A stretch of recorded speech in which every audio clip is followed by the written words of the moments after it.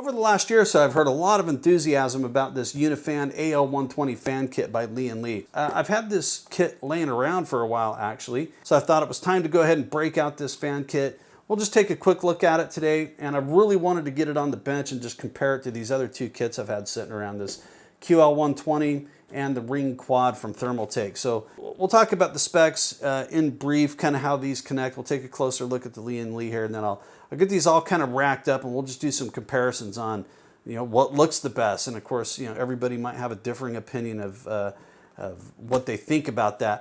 All right, so taking a closer look at this AL120 fan here, obviously just right out of the box, as soon as you touch it, you can just tell it's a quality fan. It's rigid, solid. Everything's just, got a premium finish. It just looks good and it feels good.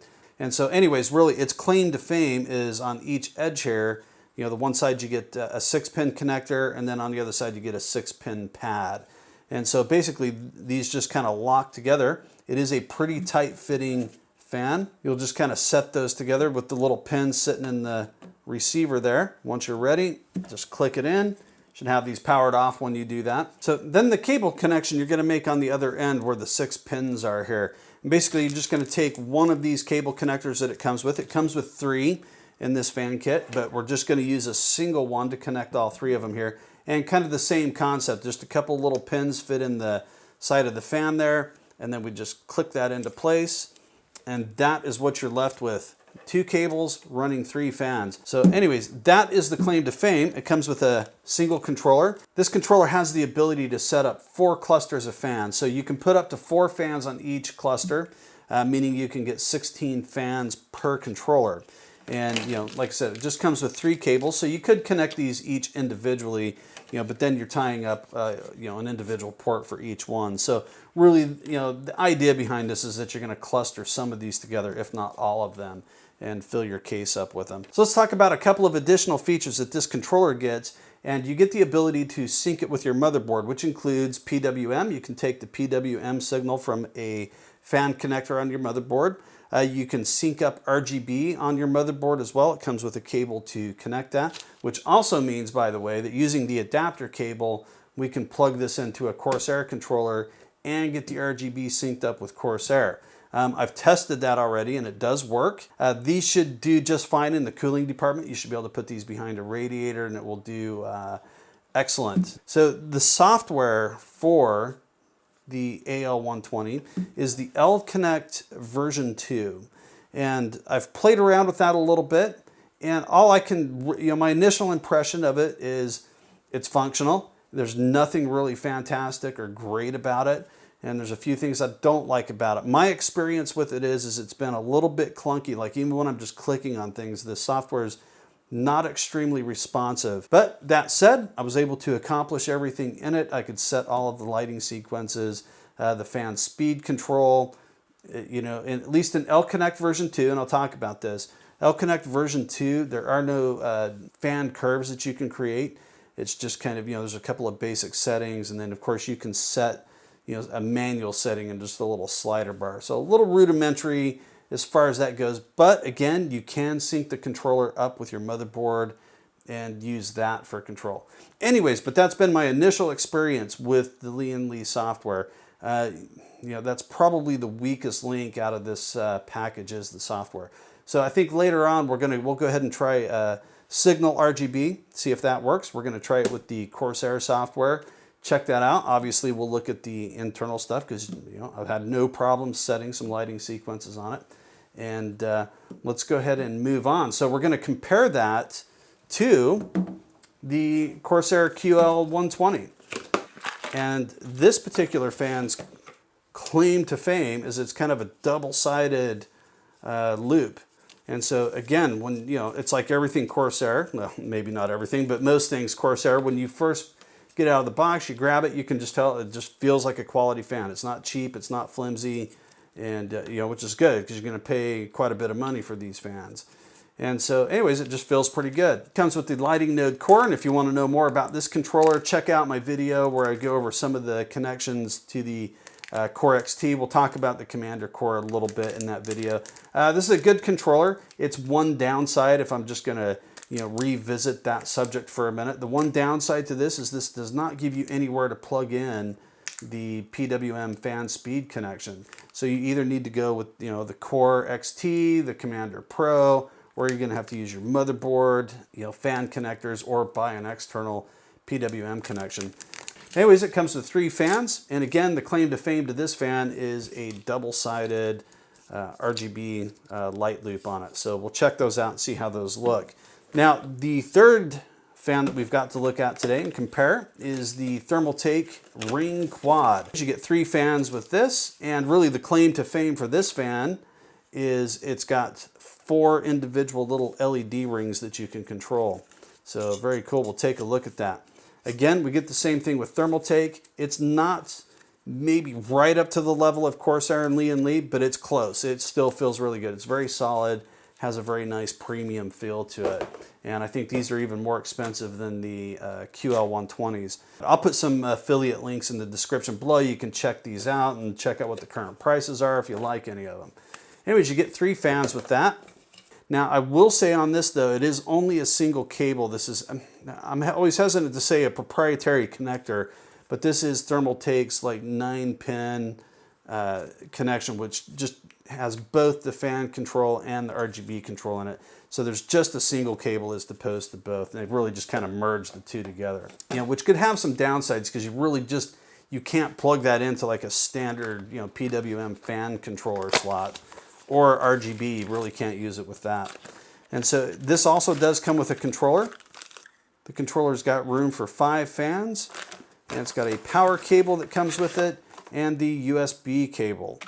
And I might add that it's a Molex power connector, so if that bothers you, you should be aware of that. And so anyways, it's got the USB connection, then it's got a bridge connector for USB, so if you need to connect additional controllers. So the TT RGB Plus software overall worked pretty good. It's fairly basic, fairly rudimentary. It's nothing real fancy about it, but it did work. It allowed me to set the speed, allowed me to set the 4 RGB rings on here.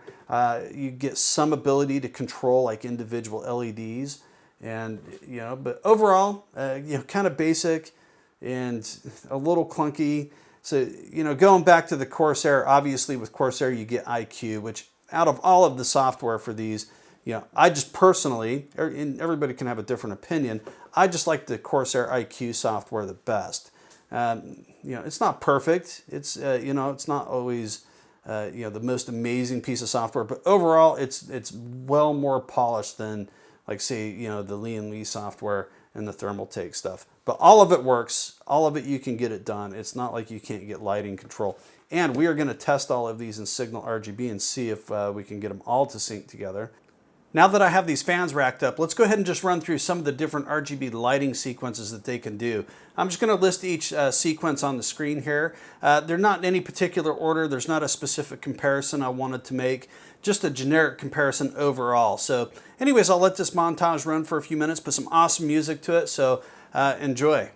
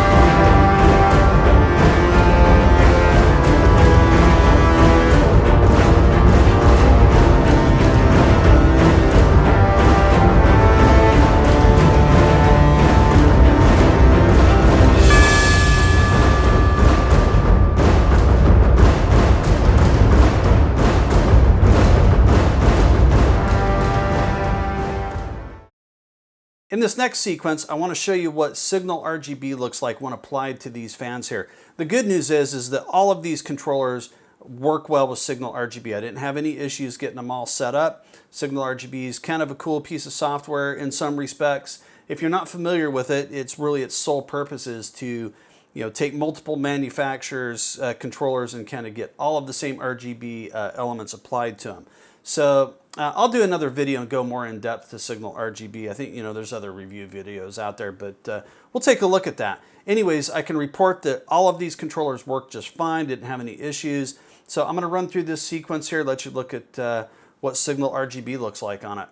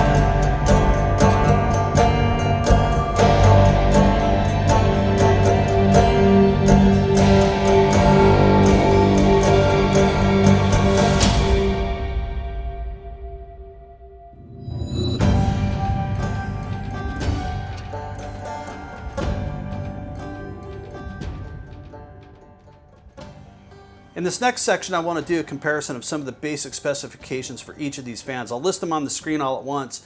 Hopefully that will just help give you an overview, general idea of what the differences in the specs are for each of them. I think in its own right, each of these fans will do just fine, for air cooling.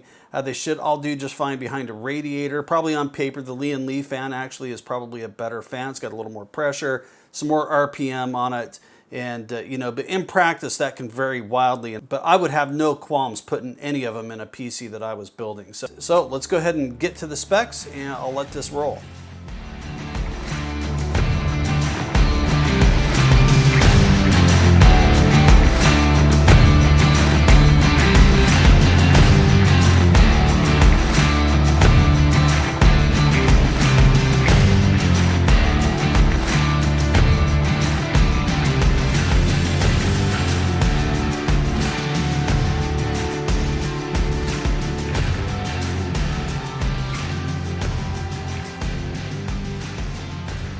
Okay, so now that we've had a chance to look at these from the front, the back, we've looked at signal RGB, let's talk a little bit about the cabling of each one of these. Obviously, the Corsair is going to be the messiest out of the bunch. It's going to have the most amount of cables, and if you continue adding fans beyond this, you're going to definitely have to do some cable management. But the Core XT controllers and the Commander Pro will help you to get that situated. The Thermaltake has a slight advantage in that it combines both cables into one, and on this particular fan, the Ring Quad, that definitely looks pretty good, but definitely LIAN Li steals the show here. If you're going to combine these into blocks of 4, it's definitely going to cut down on your cable management mess, which is one of the main selling points of that fan. So from a visual perspective, definitely beauty is going to be in the eye of the beholder, right? At least to me, they all look great in their own right. I've been using the Corsair LL120 fans for 4 years. I still really like the look of them. And the only thing I'll notice on the Corsair when I was looking at some of the video, I do definitely see the individual LEDs a little bit more in this fan. I can see it on the other ones, but it just seemed like it was more pronounced. And so definitely the QL120 gets the advantage of, both the front and the back. Looks really good. Some of the elements probably didn't come out on camera very well, but it will switch between those two lighting loops and looks really good. The LIAN Li fan, the LEDs look really good. The blades light up really nice. Whether you like the individual LED elements down here on the corners, that's going to be really up to each individual as to how that looks. I personally don't mind it. I think it looks great overall. And from the back, these look really good still. The Thermaltake Quad Ring, or the Ring Quad fans, definitely look really good. Those quad rings definitely light up. I would say it's more of a neon feel sometimes when you're doing the rainbow elements. It's almost got more of a circus look to it to me.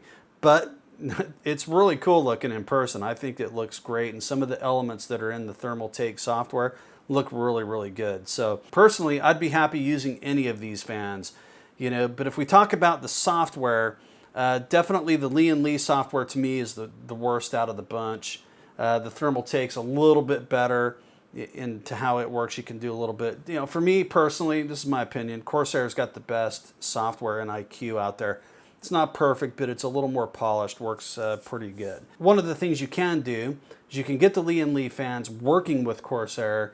I'm going to do another video of that. I was going to show that in this video, but we're getting pretty long on this. I'm going to do a completely separate video of how to connect that, and we'll look and make some comparisons there with how LIAN Li looks in Corsair.